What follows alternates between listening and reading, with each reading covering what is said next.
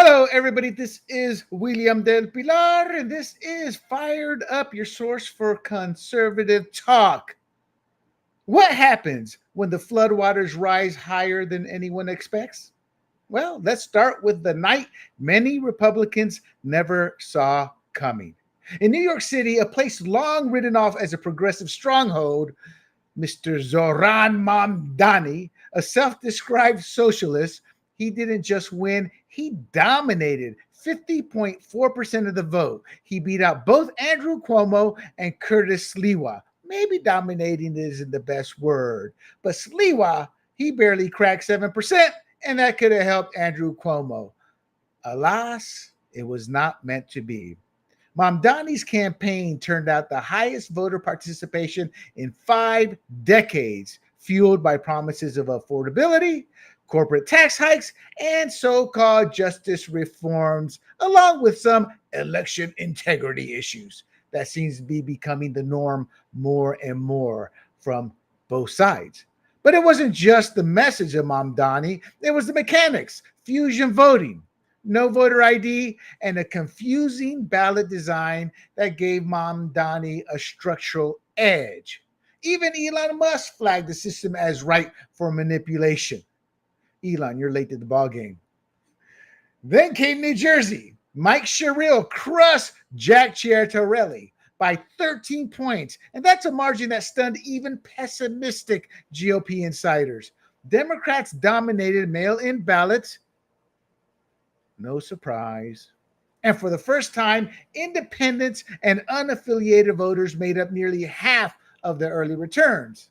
Republicans' messaging didn't land, which is obviously a sharp contrast to Trump's stronger 2024 showing in the state. Virginia, a potential earthquake where the GOP fell into the crevices. Abigail Spanberger, a milk toast Democrat, became the state's first female governor, winning by nearly 15 points. I got to be honest, as a Latino, as knowing many immigrants, this was one of the most disgraceful wins you will ever come across in politics, in her representing women in leadership at the political state level. Why? She never denounced Jay Jones, a man who wished Republicans dead, including their children. He flipped the attorney general seat. And down ballot, the GOP's deficit exploded. 3 seats to as many as 30. Translation, their legislature resembles California's supermajority. And speaking of California, Prop 50 passed with a commanding 63%. Now, what does this do? This hands Democrats the power to redraw congressional districts ahead of 2026. And wait till I show you the map later on in the show. This is a move expected to lock in at least 5 more House seats. Lawsuits are flying, but the power shift is already underway. This wasn't just a blue wave, it was a strategic route. Despite the fact it was only blue states, it was still a blue wave. From deep blue cities to purple suburbs, Democrats overperformed election integrity, and Republicans were left flat footed. Tonight, we break it all down, along with Nancy Pelosi's retirement and her legacy. But before we begin, do not forget to bookmark grumblingsmedia.com. Follow us on YouTube, Rumble, Apple, Spotify, and Pandora under the handle Grumblings Media. And if you're listening, my friends, give us a thumbs up. Like and share this podcast or this live stream as we're doing it. We can't grow without your help, and we hope you'll stick around. And feel free to engage. We want to hear your comments, your questions. If you disagree, let us know, and we'll do our best to tell you why we think as we do. And tonight, before I bring my panel on, which is wonderful and beautiful Miss Annette Ross, we have a special guest tonight, Mr. David Giglio, a former congressional candidate from Modesta. He can correct me if I'm wrong, but I believe it's Modesta. And he will tell us a bit about himself, and then we're going to get right on into it. So let me bring our guest here. Well, actually, Miss Annette Ross, our regular panelist, and we got Mr. David Giglio. David, did I pronounce it? Is it Giglio or Giglio? Giglio. Oh, God, that's Italian, isn't it? Yeah, it's all right. Yeah. See, as soon as you said Giglio, I'm like, oh, that's Italian. I'm Latino, so I look at everything from a Latino perspective. So my apologies. Tell No, us a bit about yourself. well, and it's Madeira, close to Modesto, but I live in. I'm from Madeira. Yep, my name's David Geely. I'm a small business owner, and I have a small business in Clovis, California. I'm a former congressional candidate. Ran for the now. Well, I guess it's still CA 13, but it just looks a lot different. So I ran for the 13th congressional district back in 2022 um, against Adam Gray and John Duarte, and I briefly challenged Kevin McCarthy back in 2024 to send a little message. Got sick, dropped out of the race. But yeah, so I've been involved in California politics now since 2021, or yeah, since 2021, early 2020, and there's a lot going on right now. And I know the a couple nights ago has everybody on edge, and there's a lot of reasons why we should be quite honest. And judging by the reactions, I'm Well, not I sure, agree. I I'm agree. not sure lessons are being learned. So Before we get into that, though, I saw something interesting on your homepage, and I listened to the interview you had. I forget his name. We both follow him. With he works for Rasmussen. oh yeah, Mark Hirsch.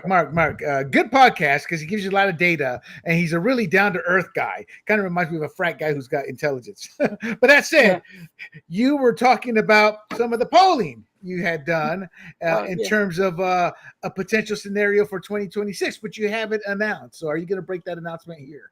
Well, no, I mean, so the district's changed a lot since we pulled the last district. It's obviously something that I'm still thinking about. It's still the district that I would run in. I don't think it's not winnable for Republicans. It's actually probably the only one left after the redistricting that I would say the GOP has a chance of flipping. On paper, it's like it went from it was a Trump carried the old one by 4 points. Now it's anywhere you look, depending on where you look, registration wise, it's a D plus 11, but implied political stuff, it is D. It's like D plus 3, so it's actually a really still a close seat. Um, but there's a lot of factors at play, and a lot of it has to do with what's going on in the party. So I haven't really made any decisions yet. The last couple ones, runs took a lot out of me and my family, Oh, and it does. Yeah. and quite frankly, like I said, judging by a lot of the reactions and the responses coming from all over the place on the conservative pundit side, and even from the White House a little bit, I'm not sure lessons are being learned to where we're going to have a really favorable environment. We have to make major changes, so there's still a lot to go there. But I will say this: the Central Valley, despite registration numbers, you can't just look at the partisan stuff. I have 4 years of polling data that strongly shows me people here want to vote for conservatives, but they want to vote for a particular type of conservative, and that's a Trump type of conservative. That's why Trump won in this area in 2024, while Republican incumbents and Republican challengers down ballot lost because they Right. didn't offer the same promises and campaign pledges and vision that Trump did. And that's a problem we saw play out across the country last night. That's why, like you talked a lot about Right. Mandami. We'll get into it in a little bit. But yeah, so not 100% sure yet. A lot going on.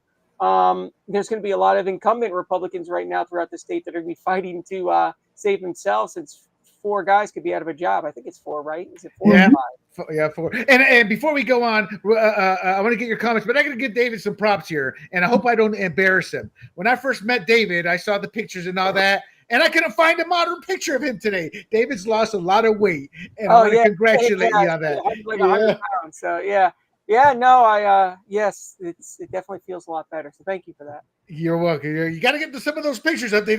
You cost me some work I know. time stretching out. I hate taking pictures. So it's like All right. Before we get into our first major story, Nancy Pelosi, we are all Californians here, and to America, you better listen up.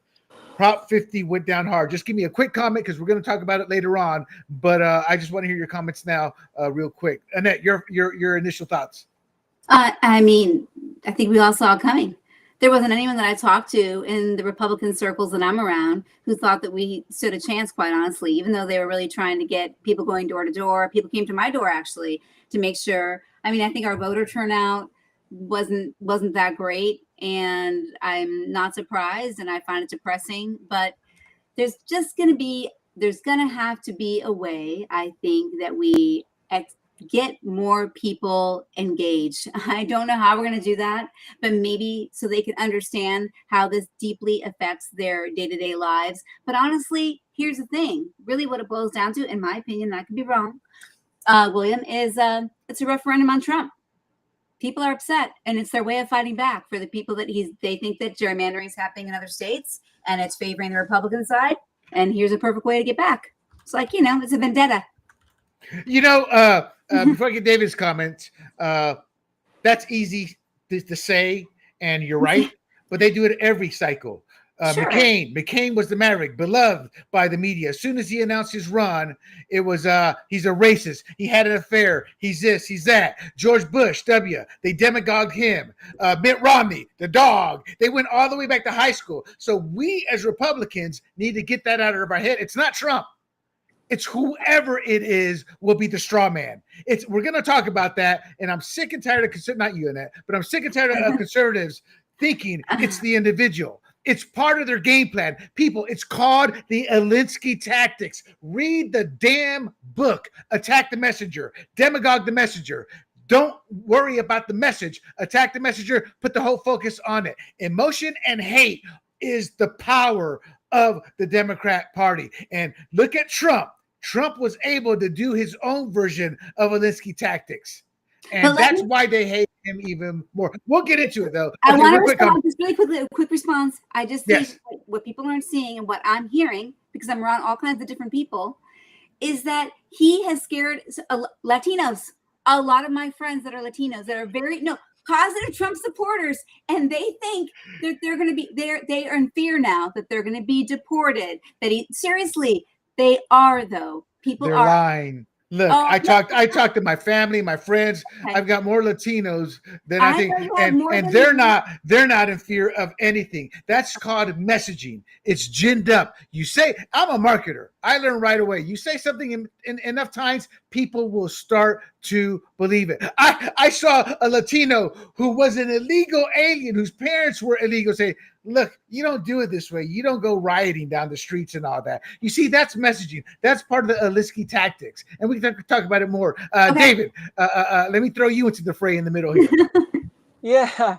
Well, like Annette, I wasn't really surprised by it. I mean, I saw it coming. I was telling people for weeks it was probably going to be about a 64, 65, 35 result. I don't necessarily believe it was a referendum on Trump as much as it was a referendum on the Republican Party, because Trump, we saw the results from 2024 where Trump actually got a lot more votes in many places, specifically like places like the Central Valley, than down ballot Republicans, because they wanted his vision. People are frustrated that they're not getting the focus on the domestic agenda from Congress, that prices are still very high. I also think it's also a very difficult election in the first place because it's a very niche thing. Quite frankly, I was a teacher. I was a history teacher. I've taught civics. Very few people really understand what even the redistricting means and what goes on. I mean, a lot of people don't realize that these districts get redrawn. There was actually some results saying like upwards of 80% thought that they voting yes meant that they were voting to impeach Trump. So it's a very hard, I mean, we have trouble getting people out for races for Senate, House of Representatives. I mean, in midterms when these are federal races. So this was always going to be very difficult to get people out. And unfortunately, the Republicans are at an inherent disadvantage now anyway from any election here on out, because our base is now the lower propensity voter. The more highly educated upper class voters belong to the Democratic Party now, the ones that are always going to turn out, the ones that understand what they're voting on a little bit more. Republicans now, in the era of Trump, as he's transformed the party, trying to turn it into this working class party, we have a lot of non-high propensity voters who do not show up. It's hard to get them to show up on presidential years, right? Trump has been the only one who's really gotten them to show up.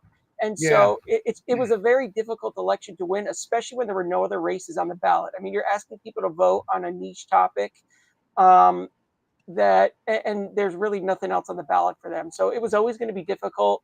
And in California, it's very easy. People just forget to turn in the mailer. It's just not a huge priority. Plus, quite frankly, we had a failure of leadership at the top. And a lot of that goes, I mean, I think that National Party dropped the ball on this. They've been counting on redistricting happening in other states. They didn't think they were going to need California. Now Republicans are backing down in places like Kansas and Indiana. So it turns out that they probably should have focused a little bit more. It's always going to be hard to win, but Right. it's just not that surprising. It's a very complex reason why we didn't get it, but it also highlights just a lot of the same problems that happened across the country.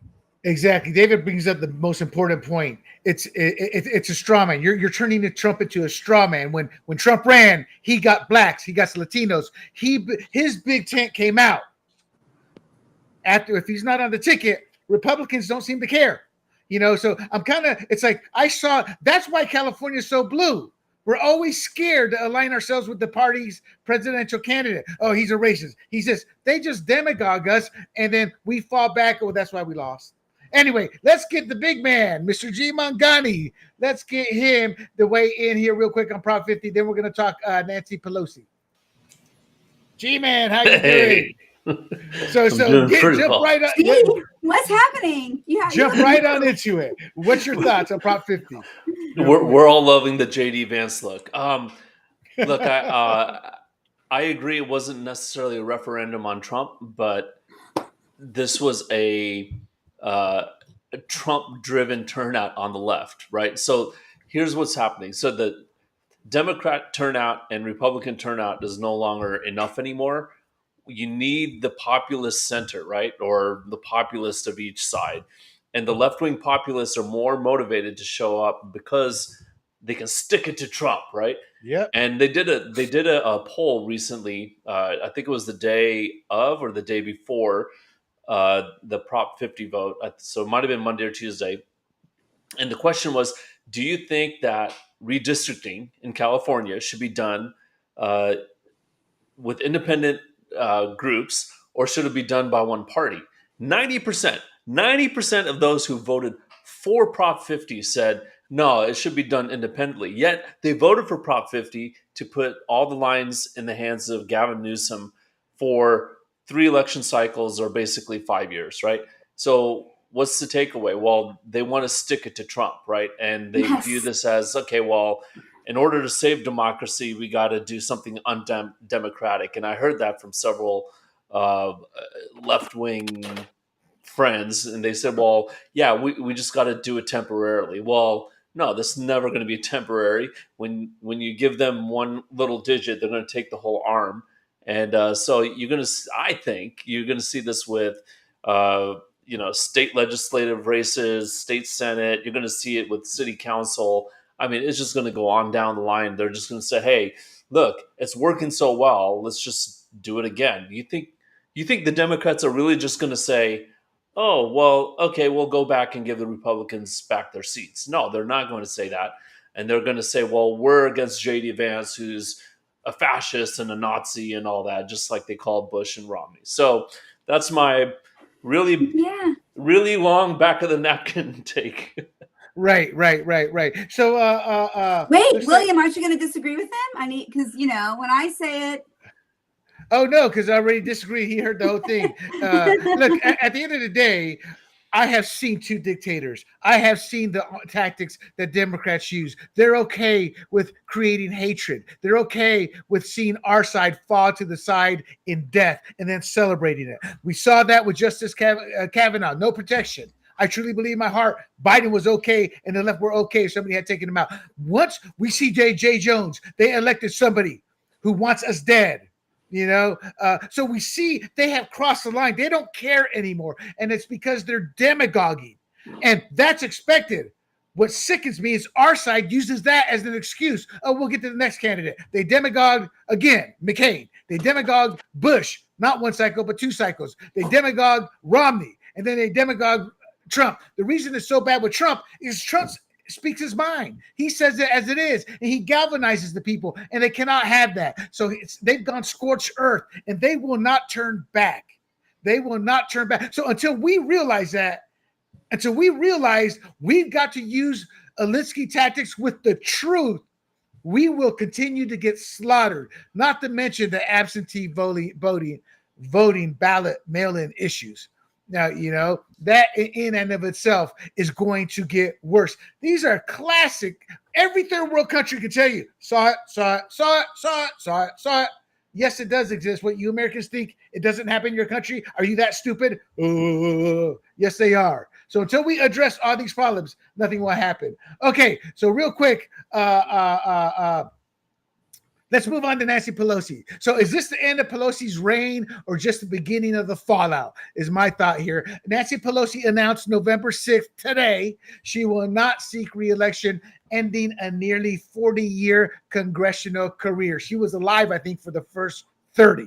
She'll serve out her final year representing San Francisco. She entered Congress in 1987. People, David, you're the youngest of us here, I bet. How old were you in 1987? I wasn't born yet. I was negative 1 year old. So I was born in 1988. So she got there 1 year before I was able to not vote for her. So there you go. So she entered Congress before someone on the panel wasn't even born yet. She served. Now, in her defense, as a woman, women have a lot to be proud of here with her. Despite the fact she was a bad representative of y'all, she served as the Speaker of the House, Minority Leader, and she stepped down from the party leadership after the Democrats lost the House in 2023. She retires at the age of 85 with an estimated net worth of $120 million after entering Congress, worth less than $1 million, if I remember correctly. She's amassed all this mainly through her husband Paul's stock trading, long shadowed by insider trading accusations. They don't have the proof.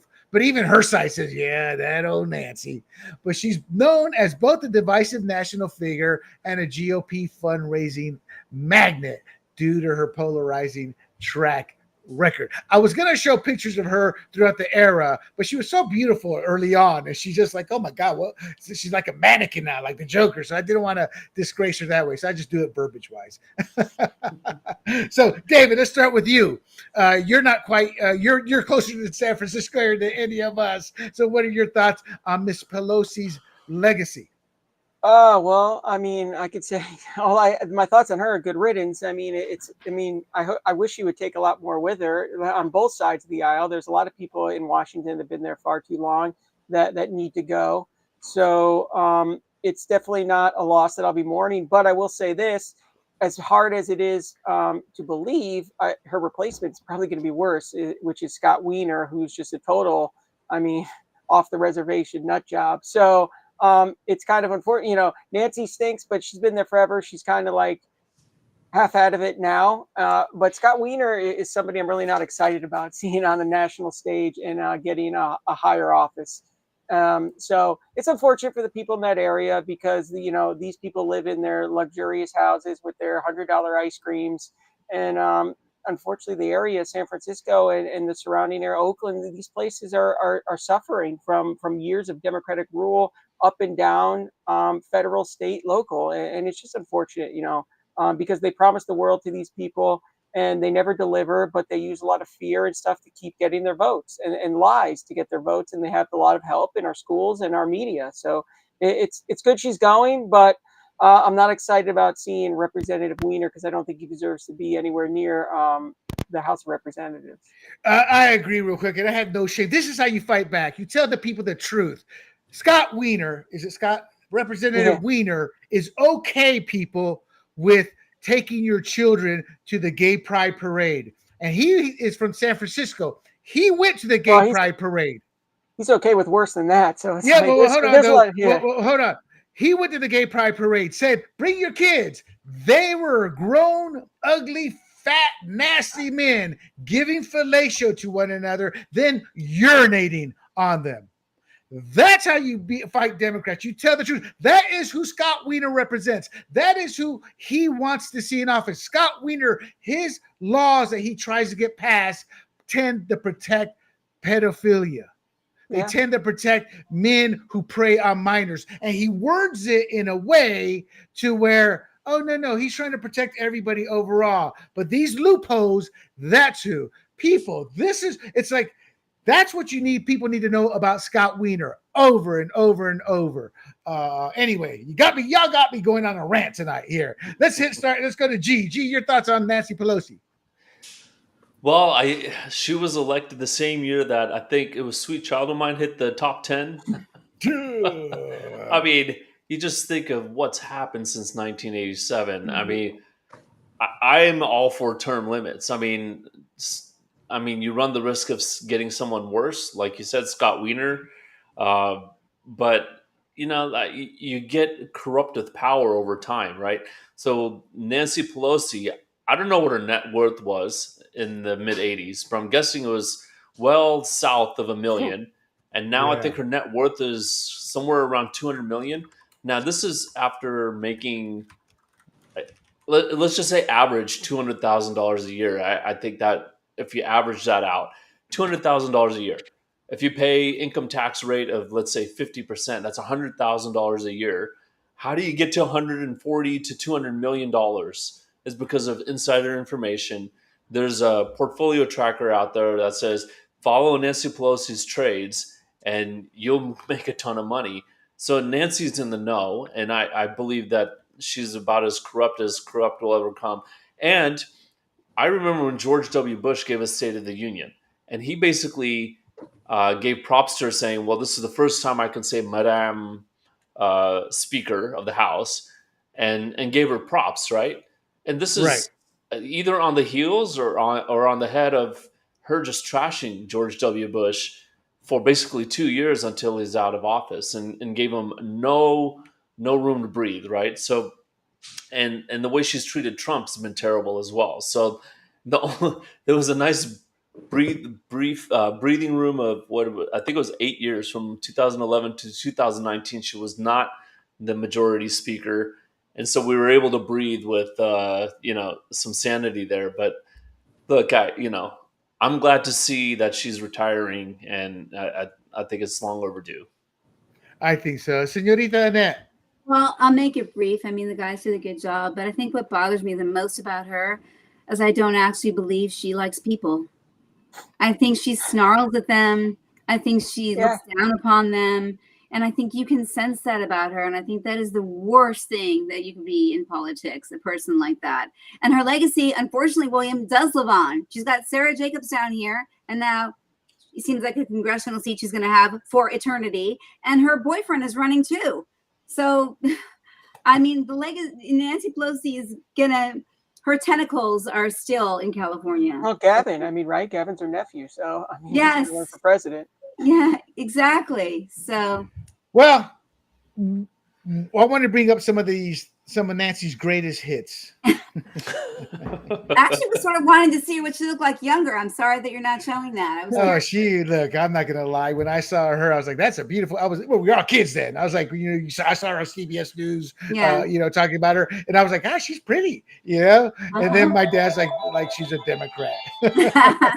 Anyway, Pelosi led high-profile but failed attempts to impeach Donald Trump. We do know that. She was criticized for refusing the National Guard. They have her on video, even though they still try to deny that, for refusing National Guard support before the Capitol January walk 6th. before the Capitol walk-in riots. Those guys just do. Police, here you go, open the door. Oh look, target practice. Let me take one of y'all out. That's pretty much what J6 was. She played a pivotal role during Biden's presidency by ignoring the fact the guy could barely walk. But that said, she supported him by enabling the border opening, supporting that, forcing the vaccine on all the federal people in the military, Iran, giving them billions of dollars, even worse than Obama. Again, credited with helping to conceal Biden's cognitive decline. She endorsed Kamala. Remember that Washington Post, democracy dies in darkness? And yet the Democrats shoved Kamala Harris on the people on their own party, and nobody said a word. So she was complicit in that. COVID, the salon gate. Remember, she got busted in the salon without her mask, and then she blamed the salon for releasing the video.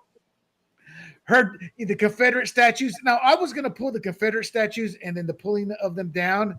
And then when all this happened, and I've never talked about it, but I did research. A lot of those Confederate soldiers or generals had renounced their ways, and they actually contributed to the rebuilding of the society, like in Fort Bragg. General Bragg was one of those, So they never told us the full history. as they tore them down. But her father was one who helped dedicate one of the big ones in Baltimore, and she wouldn't comment on that.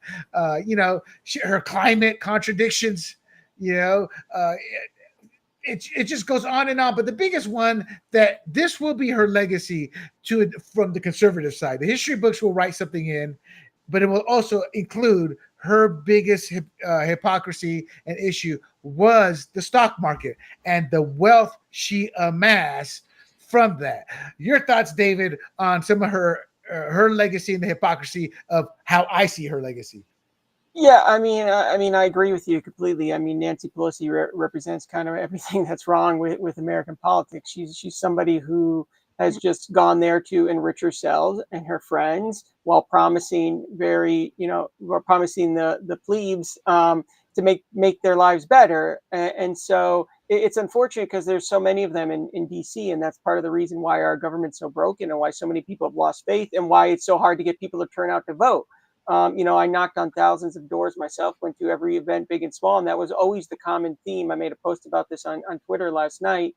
I can't express to you how many people just had been fed up. You have to convince them. You have to beg them basically that, hey, I will try and vote this one time. I will, because people, are just fed up. They don't believe anything they're getting from our government. And that's really it's really unfortunate because that's how you lose a country and that's how you lose a republic. I mean, when people lose faith in the institutions, that's how things go downhill. And we're at that point. And that's why you see a lot of people that are upset right now, even with President Trump. And I've always been a President Trump supporter. They just feel that right now we've been too focused on foreign affairs when there is stuff at home that needs to be dealt with. And so people are just fed up. They want their leaders. Right. And I think we do need more leaders. I say this all the time. It'd be great if we had more average Joes in Congress because a lot of these people, they never go out. They never speak to the actual people. A lot of these candidates, once you get the backing of the NRCC and this kind of stuff, you don't have to do anything. I mean, they flood you with millions of dollars in TV ads. They're not knocking on doors. And once you're in Congress, those people, they're never going anywhere besides parties and stuff. They just sit there and count on the millions coming in. They don't even mingle with the people they're representing. And a lot of them, like Annette said, resent them. They don't like these people. They don't like. I mean, Nancy Pelosi's not going to Walmart and hanging out with average everyday people. She would never associate with those people, and that's a huge problem. Right. David brought up a great point. Nancy Pelosi, just for the record, did become her own foreign dignitary / emissary, and with the Taiwan, trying to represent the country at one point. So, real quick, comment on what I've said if you want, but per David's point, he's correct. She was doing the C-SPAN or CNN interview, and she was talking about taxes, and she goes, that's our money, and we're going to decide the best way. She used American taxes and said that's our money, as in her money. Your thoughts on her legacy overall in terms of some of the hypocrisy? No, I guess I was bored or something because last week while I was working in the background, I put on the Trump-Clinton debates and I watched all three again or listened to all three. Wow. And at the time you're like, man, I really hope Trump pulls it off because, things are looking pretty grim. But it's nice to go back and watch it, and knowing the results now, you're just, it's more entertainment now. What was interesting is that Hillary kept coming after him saying, you took advantage of the system. You took advantage of the system and you didn't pay taxes and all this stuff, right? And you wrote down your properties and losses and all that. And he kept turning around and saying, well, I did it because you put those laws in place. And if you wanted to do something about it, you would have changed it. But you don't, because all your donors put you in that place to keep all that stuff in place. And basically that's the same story with Nancy Pelosi, right? Like, she was reelected so many times in one of the most liberal areas of the country, and there was nothing done in terms of, okay, well, what she preached, right? Let's tax the billionaires more and more and more. But meanwhile, she would just rubber stamp all the tax breaks for them. Right. And look, I am not for raising taxes on anyone. I think there should be a flat tax. Let everyone pay 20% minus some kind of living wage or whatnot. But they do all talk and they say, okay, we're going to go after the rich. And they might do some token like, hey, we'll raise it 1 or 2%. But in the end, they realize, wait a minute, this affects me too. And I want to get rich as well. And all my donors will stop giving. So, I just think it's full of hypocrisy. Look, Republicans many times do the same thing as well. But I'll give Republicans props that they'll talk a big game during election season, but when they're elected, they at least try to do half of what they say they were going to do. Democrats, I give it like 10%, maybe 10%. They'll do one little thing and then basically try to enrich themselves and their buddies. Exactly. Senorita Annette, real quick, you can comment on that, but I'd like to get your thought on, is her exit ushering in the new Socialist Democrat wing of AOC, Mamdani, the Squad? Is this their opening? At least, I mean, the Senate's different, but at least to take over the House? I totally think so. I actually totally think so. And I just wanted to say, in terms of her legacy, I watched a really interesting interview with Tucker Carlson where he was talking about women in power. And his argument was that someone was saying, oh, well, get the men out of power and get women in power and it'll be so much better. And his argument was women are more vicious in power than men could ever be. So no, I thought it was an interesting thing. And I thought to myself, I think Nancy Pelosi is an example of what the worst outcome is of a woman in power, where she loses her humanity. So that is, but yeah, she's exiting. Great. But what is going to be ushered in? Right. So to your point, now I guess that's a good segue to what happened in New York. Right. So let's close this out. As the curtain falls, people, remember, the shadow left behind is where the real story begins. So what happens when the most powerful woman in Congress walks away? And kudos to any woman to be called the most powerful woman, Miss Nancy Pelosi, but you're leaving behind a mountain of controversy. You exit with 120 million. Failed impeachments, thank God. And as a key driver of Biden's most disputed policies, not looking good. And you were and are one of politics' most polarizing figures. Your record is riddled with contradictions, COVID rule breaking, Confederate memorials, climate hypocrisy, and insider deals, undermining faith in the system. With your exit, new power rivalries will begin, and the public will ask, are DC's power brokers untouchable, or is there a reckoning at hand? Spoiler alert, they're untouchable. Your shadow will haunt the next chapter, but life will move on. All right, people, let's move on to the big story of the night. 2025 election, the GOP collapses, ballot failures, and the strategic crisis. So what happens when the floodwaters rise? As I said to open the show, well, a lot of bad things, it seems like. The New York City turnout, I talked about it in the opening. Zohran Mamdani, self-described socialist, he won the mayoral race with a 50.4% number. He beat Cuomo and Curtis Sliwa. And Curtis Sliwa, by the way, is going to go from a hero to hated by everybody outside of the Mamdani's wing, which he doesn't care for as it is with his 7%. Now, supposedly this was the highest voter turnout in 5 decades.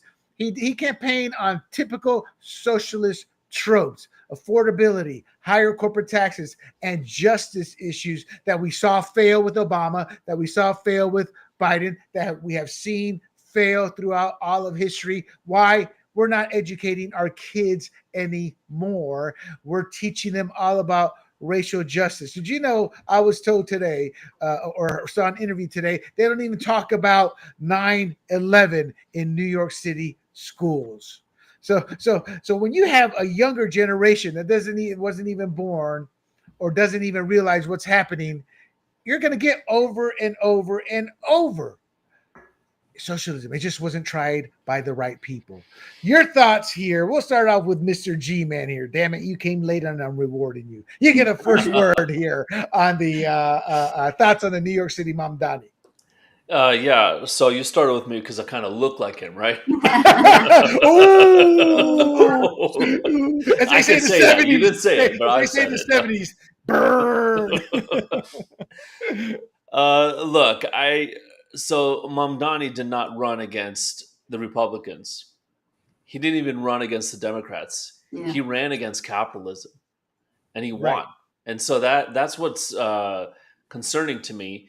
And like I just talked about with Hillary Clinton and Nancy Pelosi, the Democrats who talk a big game but don't do what their core base really wants them to do, is, like we said, communist and socialist ideals, right? Marxist ideals, where you, uh, and Mamdani talked about it, you take power over the means of production and bend it to your will for the good of the people, which we have seen over and over and over again never ends up being for the good of the people, right? It sounds good to say, let's take the farm from the farmer and redistribute the food so people don't get, don't go hungry or whatnot. But here's what happens: the people who are now in charge of the farm have no idea how to farm, and then food doesn't grow, and then the people end up starving, right? So you extrapolate that out to what's going to happen in New York now if he's successful, which I don't think he will be. I don't think a lot of people knew what they were voting for, except for a guy with a nice beard and a nice smile. But I don't think Uh, they know what they voted for. And the moment he tries to do something, they're going to say, "Wait a minute, we don't like this." But let's say he is successful, then let's think about all the financial firms, all the rich people. The hedge fund managers. They're going to say, "Wait a minute, can I do this from Florida instead, and escape the tax base?" I should say, Mamdani is going to lose his tax base as they all move down to Florida, and he's not going to be able to implement his agenda. And so, I think this will be an interesting scene over there. But I will say, like you said earlier, the party of the Democrats is now the party of AOC, Mamdani, and Bernie Sanders. Yeah. Hillary Clinton, that group doesn't stand a chance of rigging the primaries in 3 years to try to, get the presidency. I think it's going to be someone like AOC who gets it. Right. And real quick, before I go to the teacher and the mother who has kids living in New York, G brought up a good point. That's true. Most people will hear G sit there and say, "Yeah, you take it from the farmers, and people don't know how to farm." They're like, "Nah, that's not it." We have this American mentality that doesn't happen. It does. South Africa is a major example. Their whole agriculture industry is literally destroyed because they took, and it was a racial game there. They took the money from all the they took the farms from all the white farmers, gave it to all indigenous Black Africans there, and they're begging the white farmers to come back and to help run. And the white farmers saying, "You want us to come back and work the land you took from us? No thanks." And they are in dire straits right now. That was one of the topics when they came over to here to Trump a few months back. They wanted money to help subsidize their agriculture side. So this question here is for David and Annette. And once again to the audience, Annette has children living in New York City. I say that only because she's brought it up. And Yep. David, you're a former teacher. We've lost the kids. Every child grows up liberal, but these kids are way out there. One, what are your thoughts as to why we've lost the younger generation, and how can we get them back? Because right now, everybody under 29 literally voted for Mom Donnie. I'm going to go with the guest last, so we're going to go with Annette first, since you have kids in New York. Then I want to hear David's point. Oh, okay. I was waiting for David to go. Well, I think this is how you just deconstruct a city. He's going to say people are going to have help for their children from the time they're 6 weeks old to the time they're 5 years old. I mean, the free buses, the rent freeze, where people then aren't going to want to be, I guess, building and having more places to live in New York City because it's not going to be an attractive place for them to do that. So what actually is a result of that? But why does it appeal? Now, this is a very interesting thing because I have 5 daughters, as you guys know. And why does it appeal to my one daughter who lives in New York City? Why did she vote for him? And why did all of her friends vote for him? Which was like a long argument in our family text when all this was happening. Because she has an interesting sense of fairness, I think, that she thinks things are unfair. And her friends think things are unfair. And somehow he's going to usher in some sort of like balance and fairness and more of an equitable life for people that are struggling to make it in New York City. So I think you have to look at that and think that it's very interesting. I mean, honestly, I try to approach it instead of being angry with my daughter. Is like, what do you like about him? What do you think it's going to be like if these things are all free? What do you think the buses are going to be like if people are living on them? Because there's not really a fare anymore. If all the buses are free, What are they going to get off? I mean, I guess they can just keep on riding around all day and night. I don't know. I mean, how will it play out? And I think it'll be interesting. But what did they want really from it? A lot of them, I think, wanted to felt like he was going to make things more fair for them. It was, and so there must be a sense that things are not fair. Right. And that you probably get surprised, but there is an issue with affordability for the younger generation. They can't afford a home. They live in New York City. Before I met you, Annette, I remember a couple years ago reading a story like it used to be when we were kids, 3 people in an apartment. It's like, no, you can't even get 3 people. You're like cattle trying to get people together to live in New York City. Nothing is affordable. And this is a product of both the Democrat and Republican elites. And you keep sourcing jobs out overseas, your profits get fatter, you become, we're not talking millionaires the first billionaire was in 1977, right after the gold standard left, and he was the guy who owned the Getty Oil, not the Getty Oil, but the other one. Standard? No, Standard was JP Morgan, but he was the first billionaire. Now billionaires are like every hedge fund manager. What I'm saying is the gap is there. So they have legit complaints. The problem is history has shown socialism does not work. And I think part of the problem is kids don't pay their own bills or are subsidized. So they don't understand the ethics of work. That's your money. So they're okay with taking other people's money. All this does to me is going to produce laziness, but that doesn't matter. We have to address the fact that we have to make life affordable for the average up and coming American. You know, they're trying to do away with the American dream of owning a house. They've taught kids, well, why do I need a house?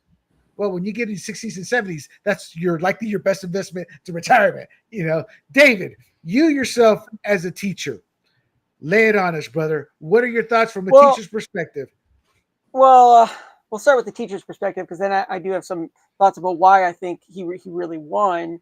First off, I mean, our schools are a mess. I mean, I taught in the inner city in New Haven, Connecticut. And, you know, a lot of my colleagues felt that it was more of their job to not necessarily make sure everybody was learning math, arithmetic, reading, writing. This was when Trump was running the first time. It was pushing political agendas, and that's a problem. Also, you know, so our kids are just, it's not that they're all liberal at heart and this and that. It's they don't really understand. I mean, most kids don't understand anything about how our government works anymore. I mean, I had kids that were seniors and juniors. They couldn't even write me an opening paragraph of an essay. So it's not, but they're just, then you hear somebody like Mamdani. This is the big issue. This is why I think he won. And it's not so much that he was railing against capitalism. It's the fact that he was, listen, it shows up in every polling. You talk to Mark Mitchell, Rasmussen, you talk to Rich Barris, great pollster. The issues on people's minds right now are affordability, inflation, cost of living, and healthcare stuff, affording these things. The election of Trump in 2024 was about the fact that it was a referendum on the ruling class, on our government, and our elected leaders. They elected Trump because they wanted a wrecking ball to go into Washington and tear it all down. So populism is coming to this country one way or another, and Republicans in Washington are going to have to decide how do they want it to come, because if they're going to continue to refuse to implement Trumpism and slow walk things, then you're going to get populism in the form of left-wing populism, which is people like Mamdani, who are going to talk about these issues. Unfortunately, you know, what's happened in the first year of the administration, Republicans have been focused on the wrong things. And even Trump has spent way too much time on foreign affairs.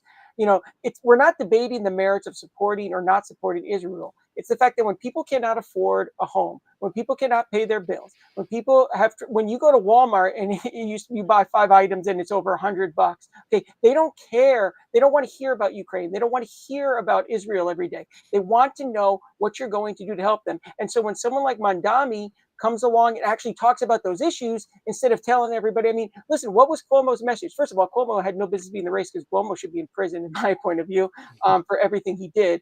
But all Cuomo was running around talking about, oh, he's a Muslim and talking about Jews and going to these Jews. He had this big Jewish rally event thing. And I'm not talking about not liking Jews. It's the fact that you're not talking about the issues that are motivating people, especially young people. Young people cannot afford a home. They're coming out of college with massive amounts of debt. Okay, they can't get jobs.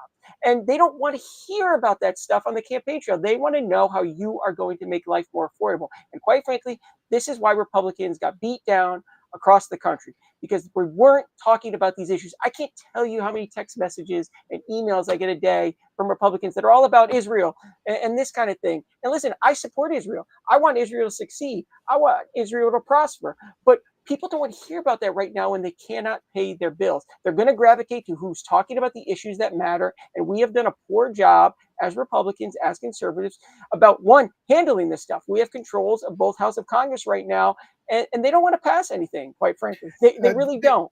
David, Can let I me give you a little ask you a pushback. Let me question? give you a little pushback here, David, and then And then I can go. Israel was the whole thing for the last 2.5, 3 years, whether it was on the college campuses, whether it was the whole Muslim faction from New York City, from Mamdani. And in Trump's defense, I didn't hear anything about he's overseas too much until this week when the shellacking took place. He has solved eight conflicts. Hold on, 8 conflicts. The only one we hear about is Israel all the time. Nobody can tell you what the 7 other. Well, hold on.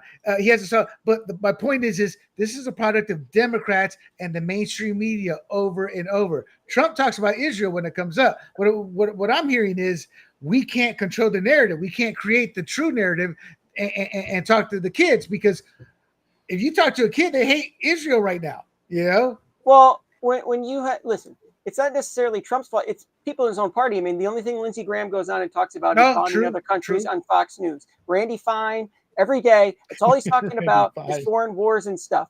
Okay, so Trump's own party is stepping on his message. The problem isn't it is a perception issue. It's a poor messaging issue, but Republicans are creating the poor messaging issue in themselves. They already know the media is not going to be on their side. They have to focus on what they're doing. They're not talking to people about the issues that matter. You cannot spend all this time talking about stuff that's going on overseas. Listen, America first. That's why people voted en masse for Trump. A lot of independents, a lot of fed up youngsters. Trump did record numbers with young voters, minority voters, because they felt like, I need somebody who's just going to tune all that stuff out. We've lived with all this foreign stuff for decades. We just went through 20 years in the Middle East. I got to have somebody in there who's going to say, I'm putting you guys first.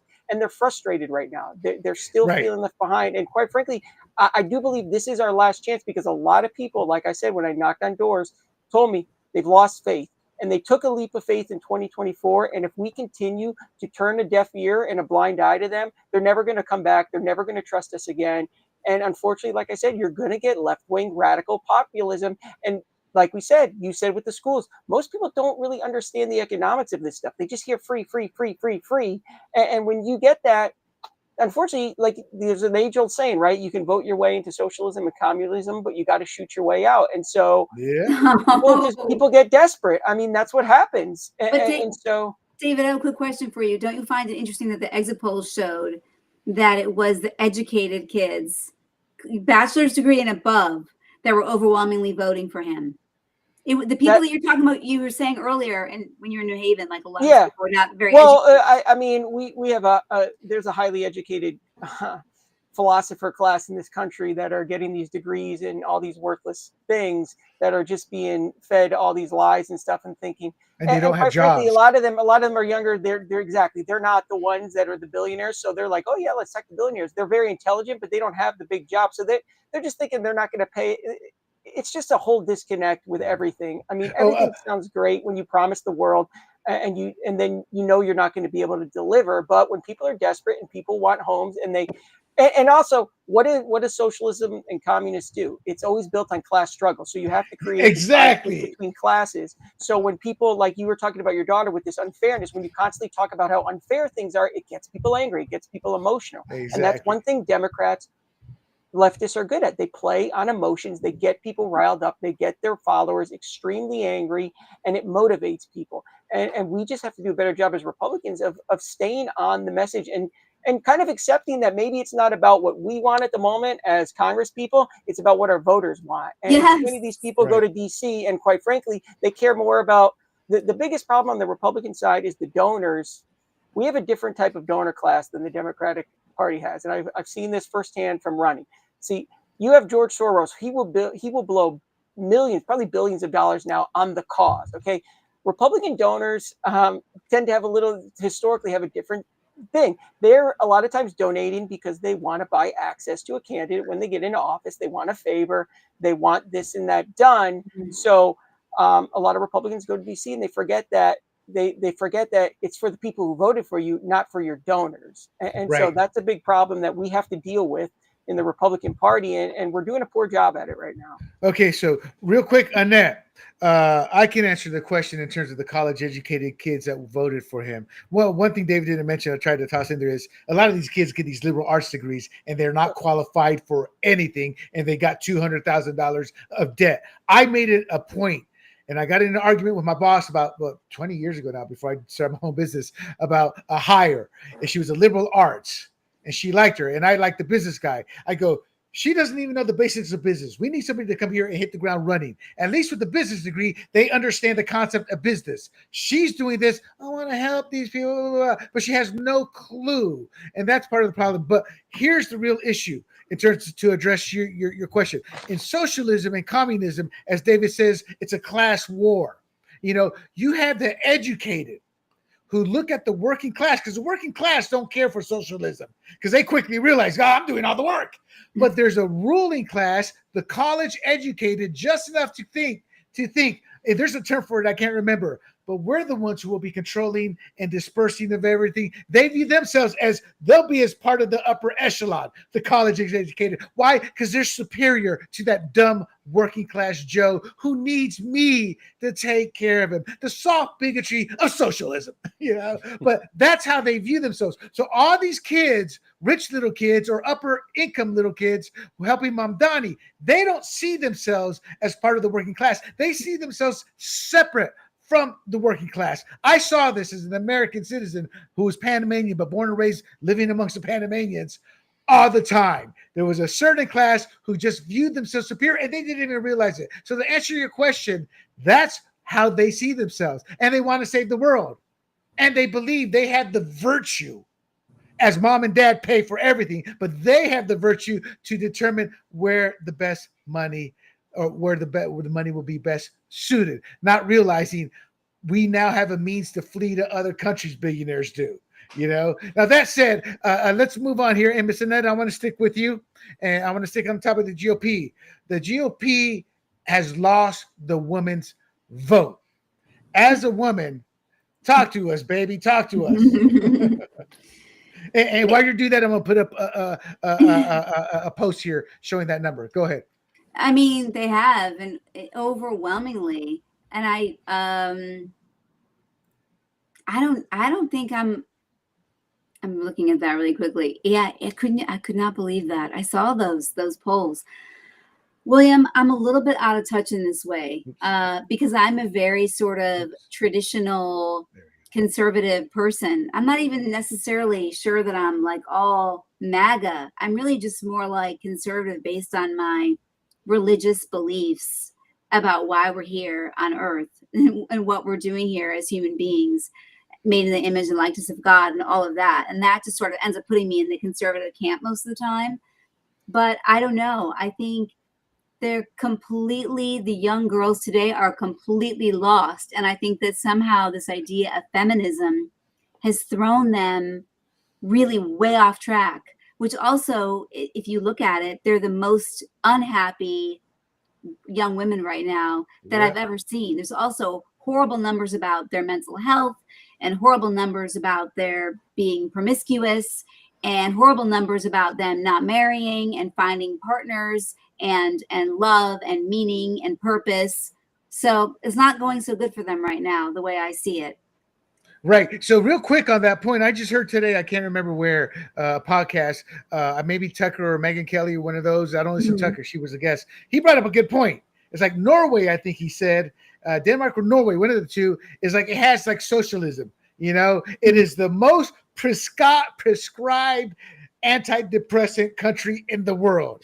And so you bring up a good point. I think part of it is what I call the feminazism. I grew up believing feminism. I had 3 strong sisters, a strong mother. I have a strong wife. Feminism is you get to make the choice. It's your choice. That's transmorphed into, if you're not a career woman, you're not a feminist. If you're not burning your bra, you're not a feminist. If you're not anti-man, you're not a feminist. Oh, you want to be a mother and stay home and raise your kids? Oh, you are not a feminist. Woman, Yeah. get out here. That's what has transformed. David, don't want to put the men in the spot here, but your thoughts real quick. Well, being somebody who's taught in high school and stuff, I understand the numbers with young women. I think a lot of it has to do with the fear mongering with the abortion stuff.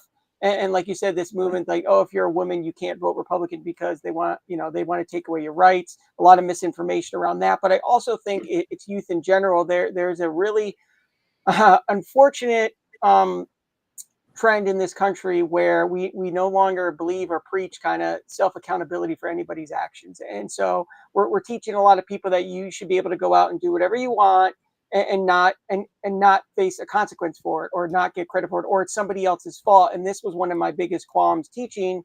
I came from an environment where I was blessed enough. My parents sent me to Catholic school all the way through college. And, if I didn't do my homework and I do this, that was on me. That was my fault. And, I had the accountability there. And I was being told as a teacher, well, you cannot penalize a kid for not showing up for class, for not doing their work, or for swearing at you. And so we're teaching a lot of our youth that, well, you don't have to be held accountable. It's not your fault. It's somebody else's fault. It's the boss's fault. It's the store's fault. It's the Republican guy's fault. It's this kind of person's fault. It's nobody's fault but your own. And so there's this, unfortunately, that feeling permeates right now through our youth, and it's bad. I mean, it's just really unfortunate, and that's why we're seeing such terrible test scores in schools. Exactly. A lot of people getting hurt, and so with the women, a lot of it has to do with misinformation they're being fed about. Oh my God, they want to take away all your rights, and really, it's totally untrue. And quite frankly, this is an area where Republicans have a problem, not just on abortion, but in many, many issues. The fear of talking about the topic. They are told, even from consultants and leaders, just don't talk about it, avoid it. When you have to push back, because the media, you cannot let the other side dictate the conversation. And I like think the abortion. 90+% of Republicans would agree that it's okay for abortion. I mean, I am Catholic. I believe in, I don't believe in abortion. I think, I believe in pro-life.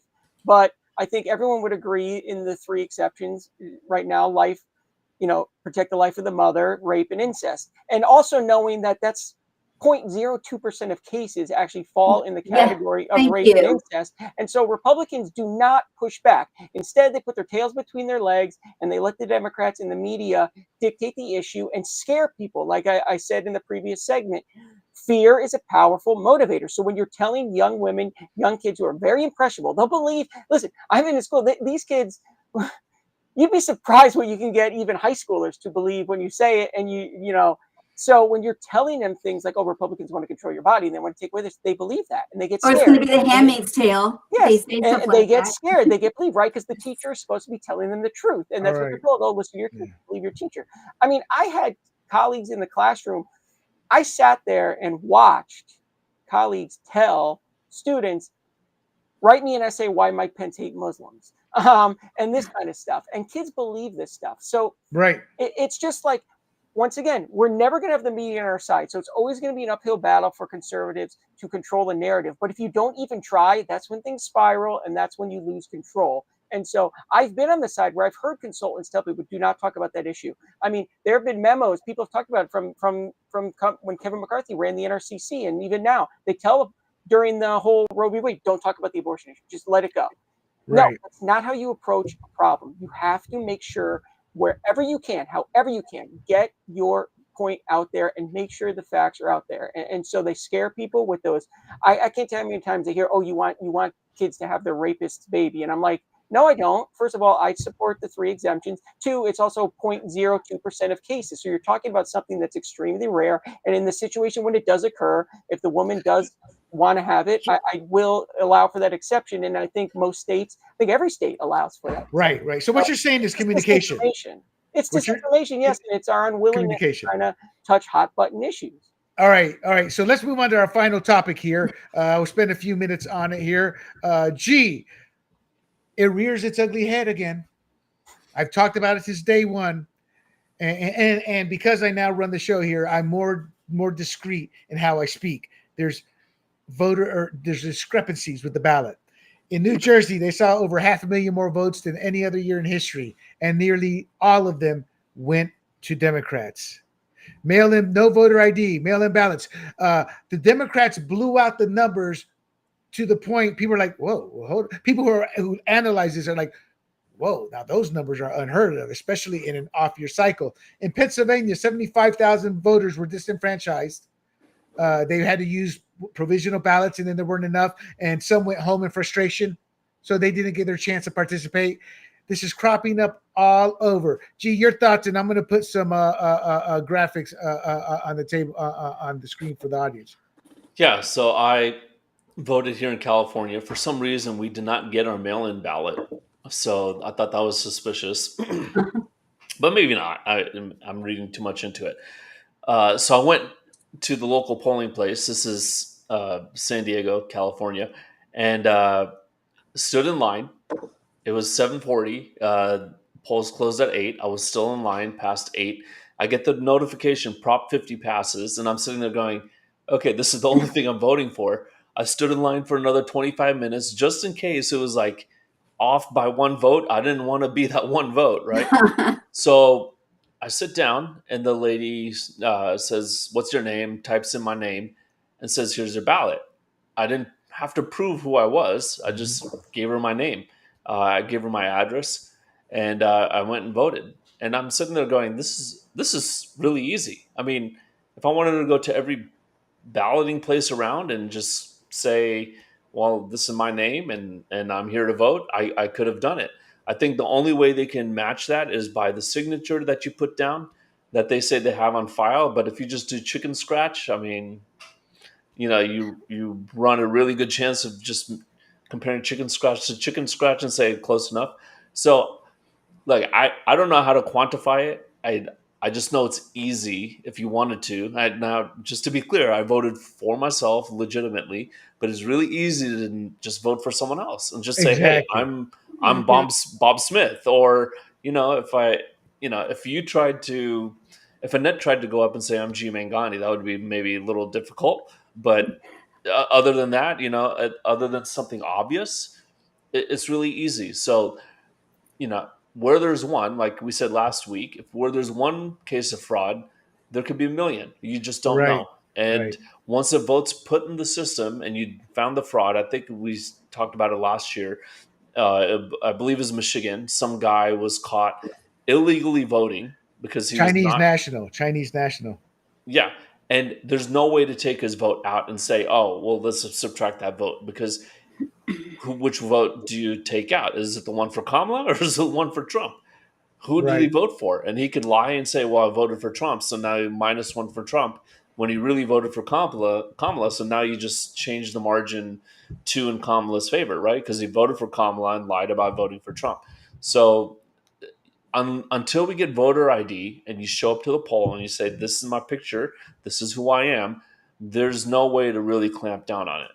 Right. Okay. I want to show some of these here, and then I want to get Annette's comment, David's comment, and then I want to show the map of Prop 50 and get your guys' final comments. I want to wrap this up in the next 5 to 6 minutes, just to give you a heads up.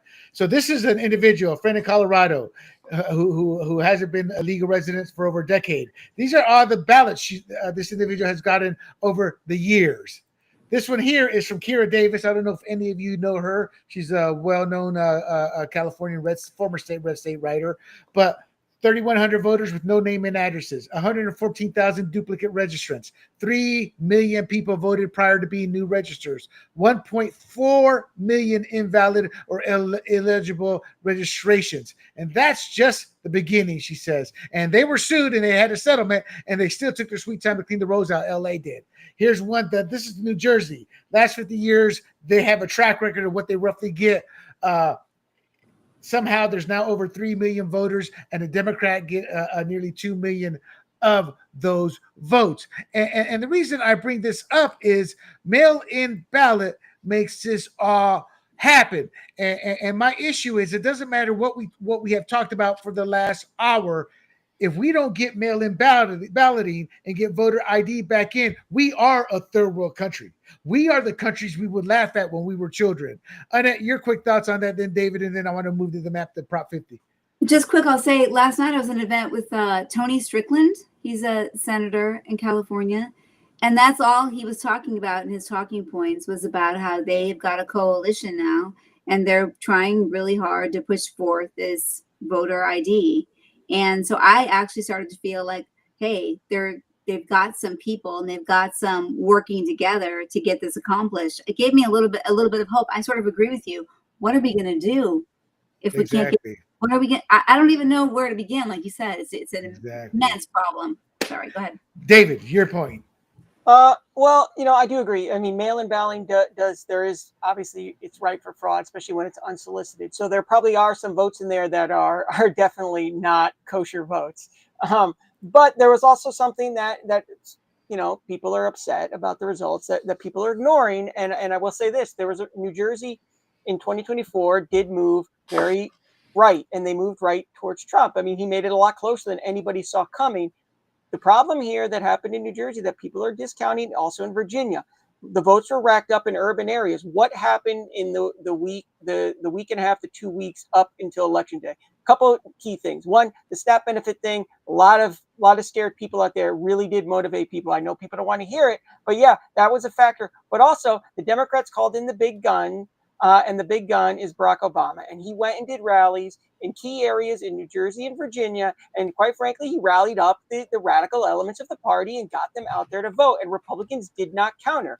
The Jack Ciattarelli campaign. Ciattarelli has not been a fan of Trump in the past. I think I'm saying his name wrong, even though he's Italian, so he's going to have to forgive me. I'm not a great Italian, but in terms of that kind of stuff. But he did not seek and probably wouldn't have wanted President Trump to come because consultants in the Republican class do not get their own coalition. Working class voters, independent leaning voters voted for Trumpism because it's not traditional conservatism. It promises to deal with the issues that are concerns to them. And you had to counter somebody like Barack Obama, who comes out there and talks about. So I'm sure there was a lot of funny business. Mail-in balloting should not happen, especially like we do it in California where it's unsolicited. It's totally ridiculous.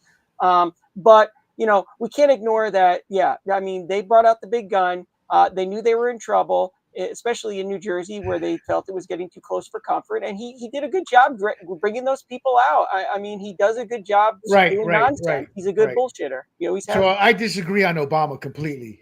Every election that he's come out, he's failed. So this one would have been different. But I will agree on the snap and the shutdown and the No Kings rally being a get out the vote movement. So I can see that, but we're still seeing unheard of numbers. Well, in the urban areas, Obama still does have some pull, especially in a place like Virginia. But not at you the have to remember, Virginia is a lot different state now. It's a lot of It's a lot of DC suburbanites that love Obama, that glorify Obama. That's not Obama. That's the federal shutdown. That whole blue area in Virginia. Yeah, all that we just didn't counter. I mean, they could have had Trump out in Wildwood, New Jersey again, have another 100,000. Trump wouldn't have gone out, don't you think? Trump would not have gone out. I mean, a better example than... If he was asked, I think he would have. He wasn't asked. I don't think so. Better example than Ciattarelli was Sears, who campaiged against Trump, who had... Sears is a terrible candidate. But the point is still the same, though. Really bad candidate. The downside for these blue Republicans that always comes to bite them in the butt is they will demagogue the top candidate to try to get that vote. It always backfires. And there's a reason we call them, I mean, I'm from Connecticut originally, so there's a reason you get what's called New England Republicans, and they're very generic and they're scared to push buttons because they're told you live in a blue state. I dealt with that in CA13 where people told me I was crazy, that no Republican could ever win because it was such a D advantage on paper. And I said, you guys have no idea what you're talking about. Here's the polling data. These people want to vote Republican. You're not talking to them. You're not reaching them. They're not voting for you because you're running these bullcrap California Republican, New England Republican campaigns that do not move the needle with voters anymore. It's not 1984. It's not 1994 anymore. We have to adapt our movement to changing times in a changing country. Those coalitions that elected George Bush, that elected Ronald Reagan, that elected the first Bush, they don't exist anymore because the country doesn't look like that anymore. It's a far different country today. And if we don't adapt, this is going to keep happening. And fortunately, there's a lot of stubborn people making the calls at the, Right. the RNC. And that's why so true. That that's is so true. exactly, and that's why I feel the mail-in those ballots. There's no chain of custody. That's Oh the yeah, and I final- mean the mail-in that's the stuff in final- California is just. A Oh, joke. it's I mean, proven. Look, again, us third worlders come from a country with dictator. We've seen this. This playbook is as old as time itself, and Americans think it just doesn't happen in our I mean, country. dude, I mean, that's why it's so funny because you hear, sorry, I know you want to end up soon, but you hear these other countries, right, talking about how, right, you had these other world leaders in places like France, Macron in France, talking about, oh, Republicans, Trump, he wants to disenfranchise people, especially around 2024. Those countries have voter ID laws, okay? Those Yes! countries, you do have to show it. So it's so funny that it's just such a ridiculous thing. It Right. really is. And quite frankly, every illegal, the biggest form of voter fraud is illegally voting because every illegal vote cancels out a legally cast ballot. Yep, that's and right. I don't have a problem with a Democrat winning if I know it's fair. The problem is Exactly. when they don't believe it's fair and when you don't know who the heck is casting these ballots. So you're not Exactly. doing yourself any favors. You're just making people skeptical of the system. Okay. So real quick, I want to show the audience as we talked. Luckily, we talked about it in the beginning. The Prop 50. Here is a new breakdown for California. This is what we failed to protect us from. That is the new map, the existing map on the side, and that was a growing red. This is what we are. It's not a guarantee, but this is what we're most likely to get. Real quick, G, 30 seconds. Give me your thoughts on the proposed map there. Talking about disenfranchising people, I mean, there are no words. I did listen to Daryl Issa yesterday. We had a meeting, not him and I personally, but I was at a meeting, and he was just saying, like, look, this is now went from a R plus something to a D plus 4. Once people find out what just happened, there'll be enough people in the middle saying, oh, we're going to overturn this by getting out and voting for Daryl Issa. So I believe that will happen. So that little red spot at the bottom, I think that will stay red, although it's a different lines down there. But yeah, it's a travesty what happened. And people are saying, well, this is happening in other states. But again, if you look at the Northeast, they have gerrymandering there. It's 40% Republican, is solid red congressionally. So Right. yeah, you can't tell me Democrats are just like innocent in this and Republicans started this. Republicans are basically answering to what they have done. And now the Democrats are doing that here. But I will tell you, in those other states, at least it's still a popular, it's in the hands of independent people. Whereas here now in California, it's in the hands of Gavin Newsom, who wants to run for president in a couple of years. So hopefully it will come back to bite him in the butt next year when he launches his campaign. We'll see.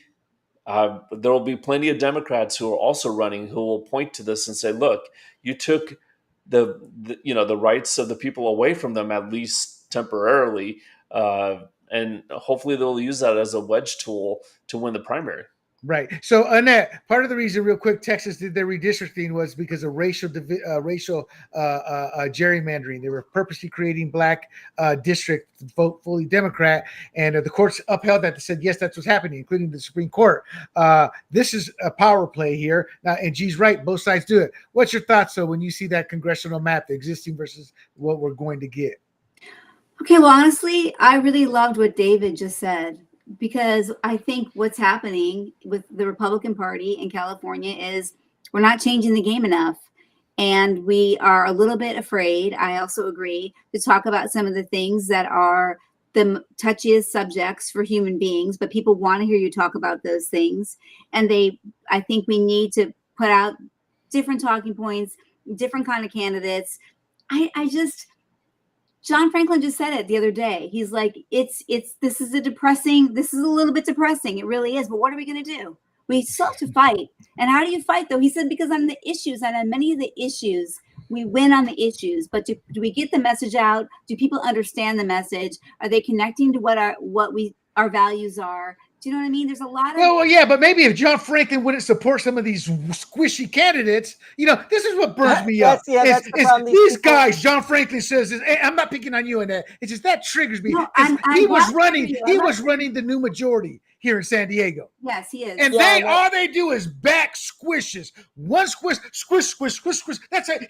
The kids and family and the wife probably get sick of it. Stop squishing, John. And so they always say this. And I'm sorry, and I apologize. No, that's not towards you, David. You get the second to last word. I'll have the final one. Yeah, you're right on that. These people, they talk a big game, and then when I decided to run against Kevin McCarthy, I was encouraged by a lot of people. Then they don't want to help, and they back squishy candidates. And so, but the big thing with this, with the redistricting, I look at the map and I see the new ones. It's a joke. I'm glad you brought up the Texas thing, because Gavin Newsom is obviously lying to people, and then once again, the media is controlling the narrative. And quite frankly, Republicans haven't done a good enough job telling people what happened in Texas. You're right. The courts ordered the districts to be redrawn. It was a decision by the Texas Supreme Court. So it's not like Republicans just said, we want to make Republican districts. The court said, you got to redraw the districts.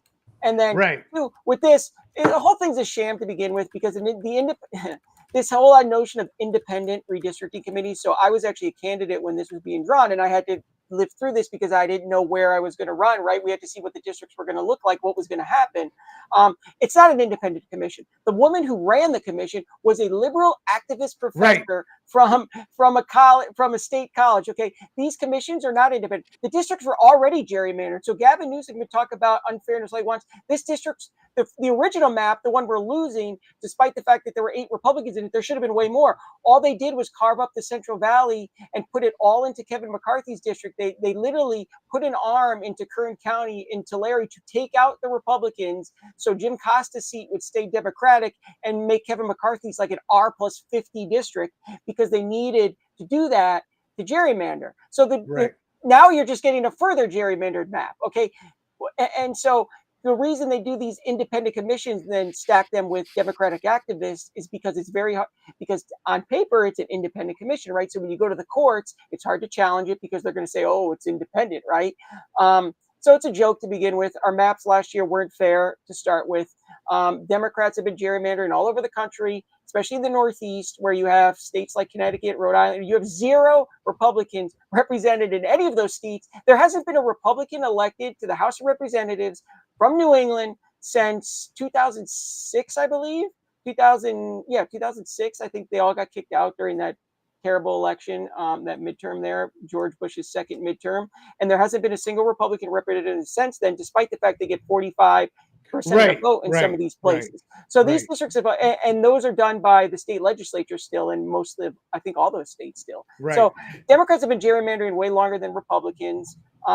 Quite frankly, the 2020 census was rigged to begin with anyway. They fudged the numbers. And so that has come out. That has come out. With California was supposed to lose three seats in 2020, and they ended up playing with numbers and doing weird counting things where California lost 1. And states like North Carolina and Texas and Florida were supposed to gain more. They ended up gaining less than they were supposed to. So it's already been screwed over to begin with. Republicans got the short end of the straw in this battle. But once again, our messaging has just been off. We have to do better. And then there's just the civics aspect of it. As being a teacher, unfortunately, a lot of people don't even understand that districts get redrawn every 10 years. And so that's just a product of a poor education system. And a lot of that's by design, right? Because when you aren't actually educating people and you're not teaching them these things, you can basically tell them whatever you want and get them to believe it.